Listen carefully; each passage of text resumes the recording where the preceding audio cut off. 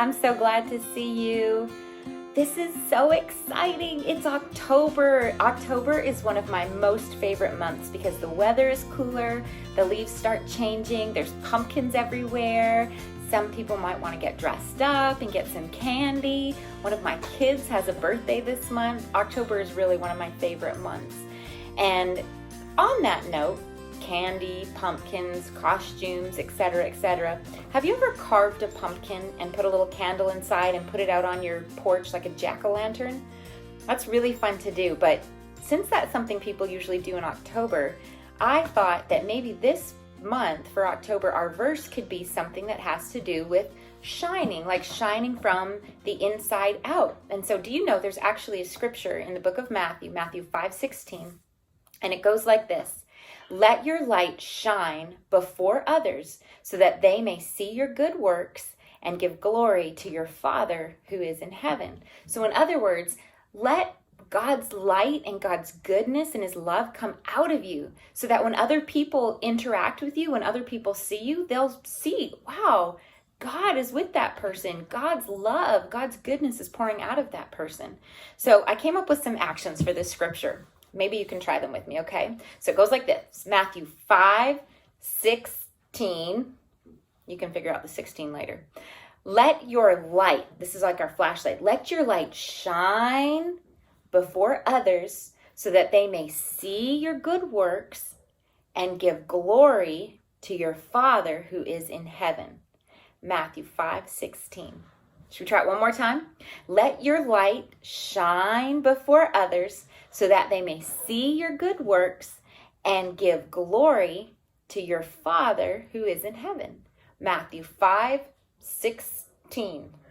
I don't know. We'll come up with the 16. I'll have something better next week. Well, our story today is so wonderful because it has to do with Jesus' most favorite people. I think they're his most favorite people. Would you like to know who they are?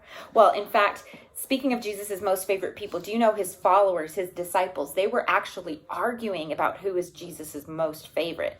Yeah, you'll find out in the story just now. Okay, we're reading The Friend of the Little Children, okay?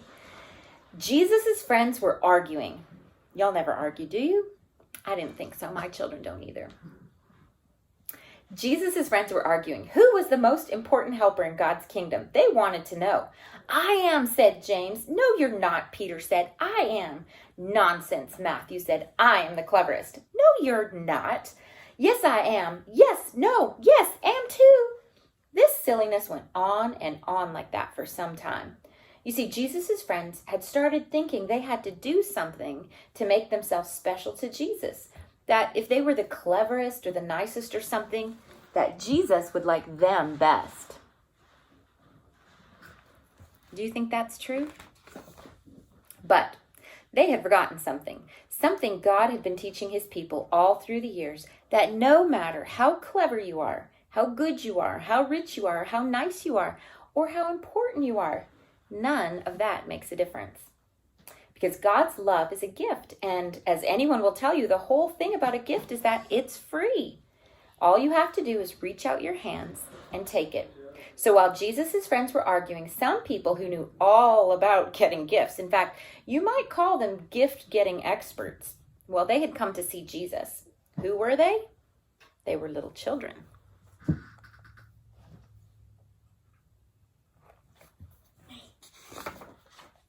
Jesus' helpers tried to send them away. "Jesus doesn't have time for you," they said. "He's too tired."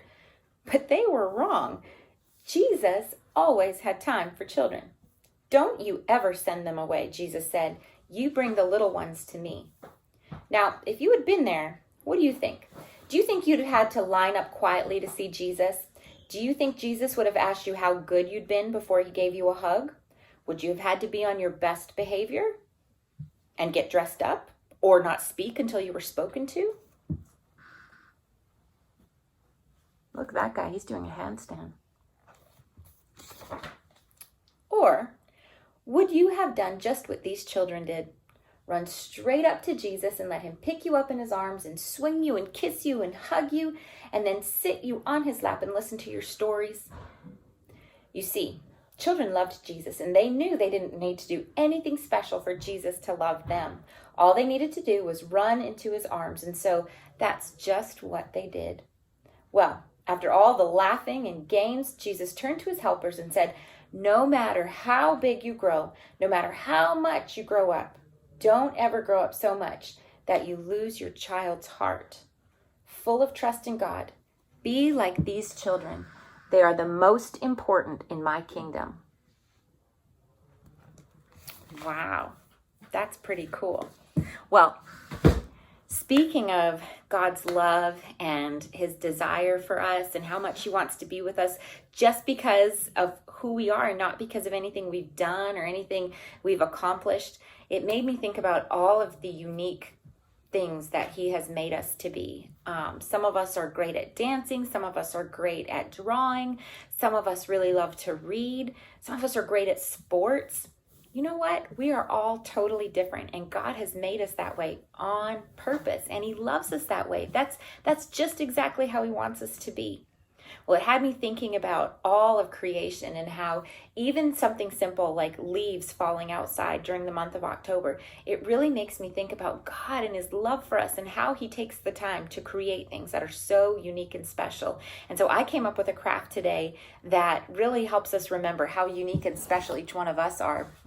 It has to do with leaves. Can you see the leaves?